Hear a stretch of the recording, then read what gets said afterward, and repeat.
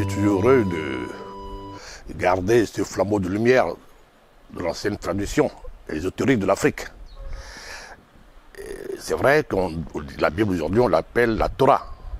La Torah, c'est un mot qui fait référence à l'Israël, l'hébreu. En réalité, non. Au moins, le peuple d'Israël, les maîtres d'Israël, ont gardé le mot égyptien, qui est la Torah. Le mot Torah vient du mot Hathor. Hathor, Torah, Hathor, qui vient de la déesse Hathor, la déesse égyptienne. La vache nourricière de l'Égypte, qui est la déesse égyptienne. Mais donc, on peut dire que la Bible prend source, l'entour de la Bible, et dans l'ancienne Égypte antique. C'est la tradition ésotérique de la tradition égyptienne, compris de la tradition du pays de l'amour, du pays du fait. Mais est-ce que c'est les Égyptiens, les scribes, les prêtres égyptiens qui ont rédigé la Bible? Je peux dire non. La Bible a été rédigée par le prêtre Esdras, qu'on appelle Esdras. Esdras qui est plutôt un prêtre de la Sumérie, de la Babylone. Donc ça veut dire que les Babyloniens déjà ont troqué tout l'enseignement ésotérique de l'Égypte antique. Ils l'ont volé par leur enseignement de leurs ancêtres. Et la preuve, on a vu que Abraham, le père de trois religions, vient de la Mésopotamie, vient de la Babylone. Donc tout le monde peut se dire, mais pourquoi le Dieu d'Abraham, le Dieu de ses pères, le Dieu des Sumériens, n'est pas le Dieu de la Bible? On ne voit plus aussi. Ni le Dieu égyptien, le Dieu de la parole créatrice, ni le Dieu d'Abraham, de ses pères. Pourquoi? Parce que les Babyloniens aujourd'hui aussi ont laissé les Juifs les envahir, les scribes juifs, pour troquer aussi le nom du Dieu d'Abraham, qui est le Dieu 1. Le Dieu sumérien, le Dieu 1. Et le Dieu 1 a deux fils, Enki et Enli. Mais quand on regarde bien le mot 1, on fait son diagramme, on voit simplement Na. Na, qui est le cri de la détresse, le vrai nom de la déesse Hathor. Donc, ils l'ont voilé, mais ils l'ont gardé encore. Donc, quand on parle de 1, on parle toujours de la déesse Na. Inanna, la mère féminine de Na, qui est la déesse Hathor, qui est aussi la déesse Anat, la déesse des Cananéennes. Na, la mère des étoiles. Donc, en fait, c'est que des jeux de mots. Et quand je regarde un peu plus attentivement le mot Enki et son frère Enli, on verra que Enli, qui s'écrit avec E-N-K-I, en réalité, c'est Enki, c'est un. C'est A-N. Quand on fait l'anagramme, on verra Naki, qui en réalité qui est Naka, Naka, la déesse cananéenne, qui est Anat. Donc, au fait, les responsables, les prêtres scribes qui ont rédigé la Bible, tout ça, ont voilé que l'enseignement initial, l'enseignement de leur père égyptien. C'est Babylone aussi, est cousin de l'Égypte antique. Donc, c'est le même Dieu, le Dieu noir, Thoth, le Dieu noir, qu'on appelle sur la côte ouest du Bénin, Mahou Lissa, qui est le père de l'humanité, qui est le Dieu créateur. Et Mahou Lissa, son nom, sa sagesse, se trouve dans le mot simple qu'on appelle Fa, qui s'écrit P-E. Donc en Égypte antique, quand on parle de Amon-Ptah, c'est Amon-Phé, le dieu de la félicité. Donc c'est pour ça que dans le Talmud, ils ont gardé le mot Afan, le mot de 3 lettres, qui signifie la parole sacrée. Donc le Dieu qui parle, qui crée. Cette parole sacrée qu'on nomme aujourd'hui, on le trouve le verbe. Non, c'est pas le verbe, c'est la parole sacrée, la parole de Ptah. Les Ptah sont des génies solaires. Ce sont les signes de figures indicielles du site de Fa que nous appelle Nétermédou. Nétermédou, c'est des bâtons, c'est les noms divins qui sont des bâtons. Les bâtons, c'est des bâtons, ce sont des Nétermédou. Et chaque Nétermédou porte le mat. C'est pas une parole vaine, c'est les paroles d'idées, c'est les paroles absolues. Et chaque Nétermédou est un Elohim, est un Mahou Lissa.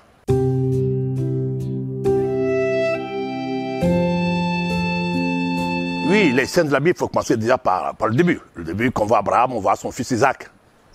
Bon, Isaac il a fait 2 enfants. C'est là où ça commence. Et Jacob. Et l'autre côté, on a vu Ismaël. Isaac a fait 2 enfants, non Isaac, Ismaël. C'est Isaac qui a fait Jacob. Jacob n'est pas seul, il a son frère aîné, Ésaü, le velu. Mais on voit que d'abord, Jacob déjà a trahi son frère aîné, Ésaü. Il lui a arraché la bénédiction de son père, vous savez, avec sa maman. Donc ça commence mal déjà pour la lignée d'Israël.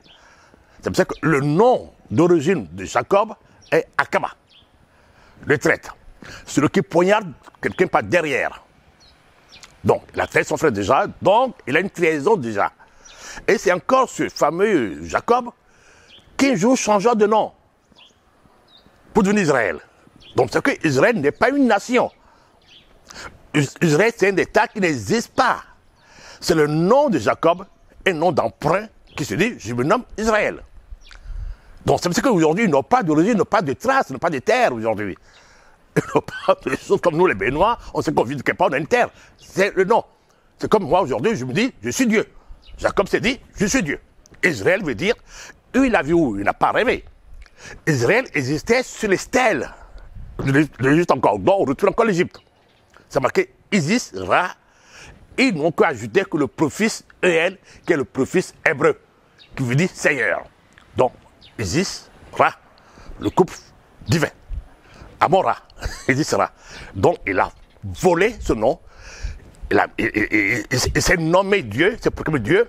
Et comme le couple solaire, Isis, Ra, tous les fils de Dieu, tous les lunes solaires ont 12 fils, ont 12 rayons.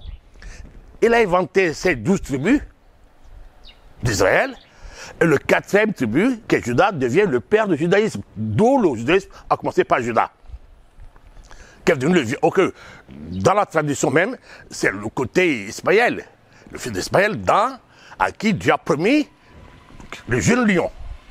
Mais on l'a tranqué ça aussi. Donc c'est pour ça qu'aujourd'hui, il y a confusion. Donc c'est l'antériorité, c'est que la déesse noire, le dieu noir, il n'a pas autre chose. Donc c'est facile pour le peuple d'Israël qui est né à partir de 13 ans. Ils ont créé des villes comme Jérusalem, qui était la ville le prêtre Salem, Melchisedec, le prêtre noir. Bethléem n'existait pas, c'est l'étoile de Beth. Donc tout ça, c'est une falsification de la pensée noire pour créer une religion qui s'appelle aujourd'hui le judaïsme. Même la langue hébreu n'est pas leur langue. L'hébreu est la langue des prêtres cananéens. Donc les prêtres de la déesse noire, de la déesse Na, Anat, Inanna, le langage que les prêtres communiquaient avec cette déesse, Maoulissa, c'est le langage hébraïque. Ils l'ont emprunté aussi pour faire le langage de leur habitation. Donc c'est pour ça qu'aujourd'hui, l'hébreu n'a plus de sens. Le caractère secret, c'est toujours le caractère puritain, aujourd'hui, n'a plus de sens sacré. Donc la confusion s'est installée complètement aujourd'hui au sein du peuple d'Israël. Donc, ils ont emprunté plusieurs civilisations, si on voit. D'abord la source, l'Égypte antique, les Noirs. Après Babylone, ils ont fait Abraham. Babylone, le père Abraham, le fils Ra, Abara, est devenu Abraham. Ils ont ajouté le préfixe H, le souffle divin, ça veut dire Abraham. Mais ils ont gardé quand même qu'il est sumérien. Donc, on prend l'Égypte d'abord, on prend la Babylone, et puis on fait quoi? On crée, à partir de Dieu, on crée un Dieu Jéhovah. Yahvé. Mais encore, dans le nom de le Dieu Jéhovah, on voit encore l'origine noire. Si on voit Juda qui se compose de 4 lettres, on appelle ça le tétragramme. En plus, ils disent eux-mêmes les lettres nombres. Donc, si je remets le nombre de Jéhovah en nombre, on a Yod qui vaut 10, Yod E qui vaut 5, vaut 6 et E 5. Donc, ça fait 26. Ils savent que ce n'est pas juste. Parce que l'alphabet hébraïque fait 22 lettres. Donc, il faut faire une addition philosophique, 2 plus 6 égale 8, qui retourne encore le Dieu Elohim, le Dieu noir, le Dieu Thoth. Donc, l'origine noire. Donc, ça confirme aujourd'hui la pensée de Poutine. Poutine, qui est un enfant de l'Occident. La Russie, c'est l'Occident. La preuve, c'est la Russie qui a sauvé les autres pays de l'Europe. Toutes les guerres qui s'est passées en Russie, la Russie était toujours le sauveur. Donc, c'est normal que la Russie a gardé les archives de son origine. Donc, le premier livre, la Bible, qui est la Torah, qui est le livre de la déesse Hathor, c'est des Noirs. Que Esdras, le prêtre sumérien, a trafiqué, a falsifié. avec les prêtres et scribes après les rois, les empereurs, les romains, tout ça, chacun a mis sa touche. C'est parce qu'il y a beaucoup de modifications de la Bible jusqu'au concile de Nicée, on a modifié aujourd'hui dans toutes les langues d'Afrique. Chacun ajoute sa parole, on sort les paroles qu'on ne supporte pas. Après, aujourd'hui, le pape aussi veut quand même aussi enlever ce qui est sacré, ce qui nous rattache à l'origine noire, et l'Élohim, Adam et Ève. Quand on prend Adam et Ève, on retourne à l'origine noire, qui est Maou Lissa, Amon Ra. C'est un couple. Donc, Dieu est un couple. Dieu n'a jamais créé le monothéisme. C'est aussi un mensonge. Et Akhenaton n'a jamais parlé de monothéisme. Akhenaton n'a jamais désobéi à la religion, à la tradition, c'est ça de ses pères. Son père Amora, Amopita. Tout ça, il n'a jamais fait ça. Amnophis 3. Non. Le nom d'Akhenaton veut dire 8. Akhen veut dire le 8. Veut dire Vénus. Vénus, Aton veut dire le soleil. Après, on voit la déesse noire, la déesse Anat, une femme noire qui porte toujours un enfant. Cette femme est Vénus qui porte le soleil. Donc, le nom d'Akhenaton veut dire Akhenaton, Vénus, le soleil. Donc, c'est un couple. Le Dieu a toujours été un couple. Il n'a jamais eu un Dieu unique. Non, le un. Non. C'est toujours deux.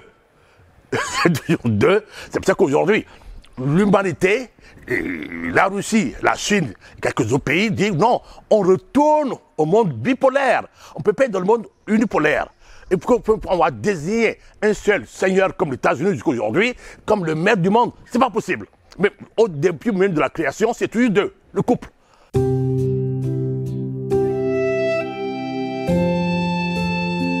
Ah oui, quand c'est le dieu roi, les Sumériens, la Babylone, ils causaient un peu de l'Égypte antique. C'est là-bas qu'ils ont puisé aussi leur tradition. D'accord. Quand on parle de Dieu Amora, on parle de Maoulissa. Donc ça veut dire que moi je dis aujourd'hui, je suis content de dire que l'humanité a commencé par l'Afrique occidentale.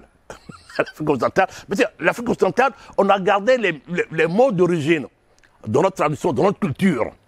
Quand on prend la culture du peuple d'Oyo, dans le Nigeria, la culture du peuple du Bénin, jusqu'à la culture de Mono, de Ghana, Tado, quand on parle de Tado, on parle de Ghana, on parle pas de l'Kosa. Tado, on verra quoi? Déjà, on voit les traces de Jacob. Et Jacob, son nom réel, je vous dis, c'est Akaba. Akaba qui était à Jatado. Tado, qui est au pays Ghana, au pays de Tado. Tado initial, c'est le pays où les gens sont renversés. Donc Tado initial d'origine est comme il fait, le pays où les gens sont retournés. Et il a rencontré sur la terre qu'on appelle aujourd'hui le Dahomey, il a demandé la terre aux dents, le roi Dan. Dan se trouve être la lignée de Ezo. Et il a tué Dan pour créer son royaume, dont le mot Dahomey. Donc on voit l'histoire. Aujourd'hui, les rois de Dahomey, c'est que les terres d'argile, la ville de la royauté, la ville des ancêtres Dahomey, c'est Canaan. Donc Canaan se trouve encore là. Et Canaan, en réalité, n'est pas un pays, n'est pas une ville. Canaan veut dire calebasse. Le ciel et la terre, c'était comme une calebasse. C'est ça ce que nos ancêtres ont dit. L'univers est la forme d'une calebasse. On voit la terre et le ciel, les deux dans une union féconde. C'est cette calebasse qu'ils ont désignée Odou, Badou.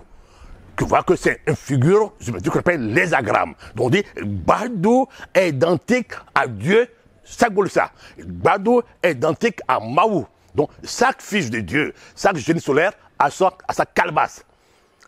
Et cette calebasse, j'ai bien dit, on dit la terre et le ciel. Mais la terre entourée de l'eau, tout le monde sait.